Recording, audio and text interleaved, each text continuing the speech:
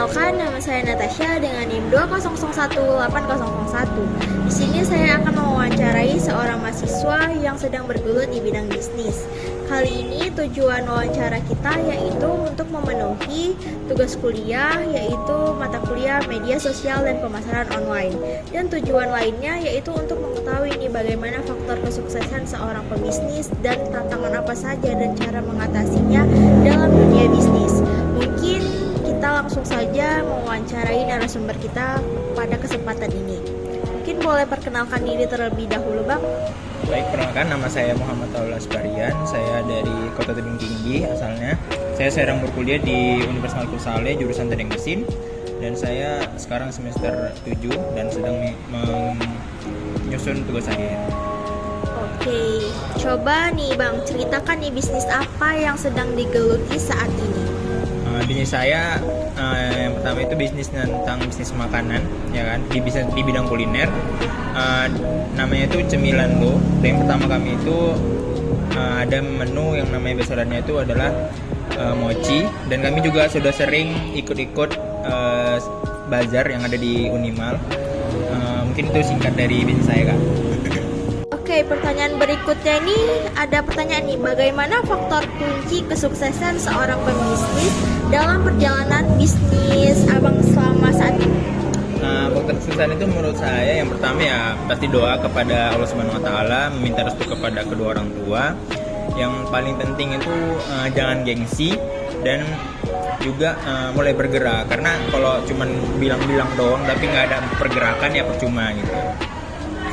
Oke, pertanyaan berikutnya ini ada bagaimana sih tantangan utama yang pernah dihadapi Abang selama saat berbisnis ini dan cara mengatasi tantangan tersebut itu bagaimana ya Bang?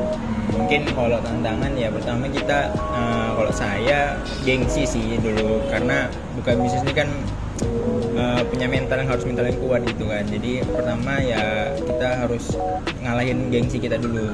Yang kedua juga karena basic saya itu di anak teknik kan, dan itu mesin pula, jadi saya nggak punya yang namanya basic di bidang keuangan gitu. Jadi ya banyak-banyak belajar tentang bagaimana mengelola keuangan yang baik untuk bisnis kita. Jadi biar bisnis kita ini terus berlanjut dan terus berkembang. Oke, pertanyaan berikutnya ini ada bagaimana sih strategi yang paling efektif yang diterapkan dalam mengembang bisnis Abang saat ini?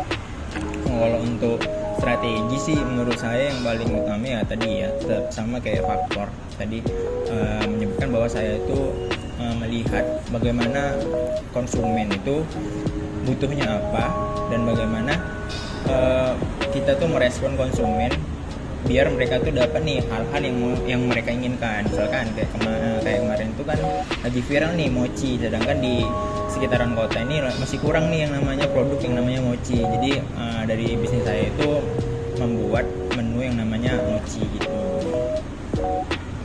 Oke, pertanyaan berikutnya ini apa saja sih pelajaran terbesar yang Abang dapat dalam pengalaman mengembangkan bisnis Abang yang saat ini Abang geluti? Kalau untuk apa tadi? Apa saja pelajaran terbesar? Pelajaran terbesar sih menurut saya sih lebih bertanggung jawab kan, karena dimana kalau misalkan bisnis ini kita nggak tanggung jawab ya bisnis bakal hancur. Yang kedua ya pasti disiplin, lebih bagus lebih disiplin, karena kalau misalkan kita nggak disiplin dalam mengelola bisnis nantinya bisnis ini bakal hancur gitu. Yang ketiga juga mungkin lebih mendekatkan kepada yang Maha Esa gitu, Tuhan yang Maha Esa, karena dengan ridhonya kita bisa masuk nih di ranah bisnis kita tuh bakal terus-terusan berkembang gitu.